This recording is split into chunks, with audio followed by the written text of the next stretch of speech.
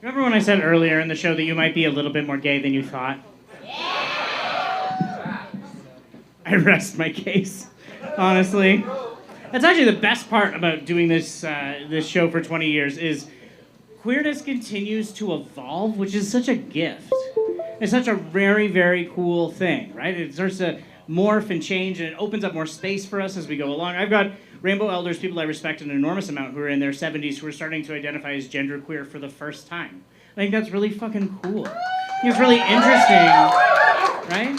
Because we've done a bunch of work. They set us up to do all this amazing work to create a space where they could feel safe to do that, safe to explore that. And that actually has an enormous value, right? It's a reciprocal relationship. Remember, one of the most important things that you should know as queer people, queer adjacent people, and allies in general is you can't be late to your own party. Good timing. There we go. You can't be late to your own party, so the moment that you figure out something true about yourself, that moment is always the right time. Right?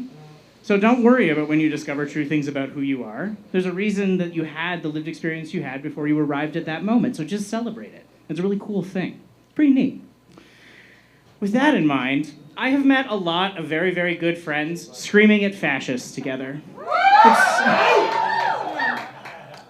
It's how I like to spend my Saturdays and Sundays, as in I meet some good people doing it, and the necessity of the activity is a different conversation. We can have it in a different context. But you do meet some amazing people when you reach the point of deciding that the way that your future is going to be built has to be inclusive of the people that you love. Absolutely. Right? And that's fundamentally what we're fighting for. I'll give you a little bit of context here. Like, I was raised by my grandparents. My grandparents grew up in Champion and Vulcan. Does anybody know where that is in Alberta? Champion and Vulcan, Alberta, right? Yeah. My grandmother convinced me until I was 8 years old that she got her ears fixed. They were very into Star Trek. That's a whole other thing. God bless her. Right? But my grandparents grew up in the prairies right after World War II, surrounded by immigrants from World War II. Italian immigrants, German immigrants, Ukrainian immigrants, a whole variety of different people. And so we were at the casino one day in Lethbridge having breakfast, as you do, right? This is the prairies. It works out that way. And my grandparents were there with a bunch of their friends and me. There's like a 50-year age gap between me and all of their friends. And one of their friends starts complaining about immigrants, and God bless my grandmother. Very jolly, very permed woman who stands up from the table at 9:30 in the morning at brunch at the casino at Lethbridge, Alberta, and goes, "Susan, don't be so fucking stupid. You grew up surrounded by immigrants, you moron. What'd you forget?"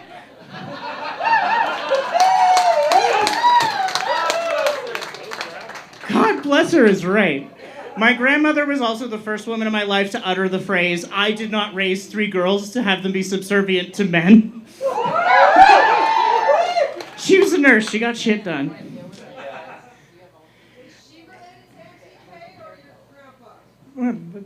Well, she married my grandpa. Grandpa's related to Auntie Kay. Auntie Kay and our DJ Mega Dyke, are soulmates. That's a whole other conversation. The woman is 96, and I've never seen two people talk about junior hockey with that amount of passion, ever. This is years before heated rivalry. It's really quite something to see. So much so that, like, we sit them close to each other when we go to the A&W in Lethbridge for a visit, because no one sitting between them is going to get a word in edgewise. It's like a full soulmate situation.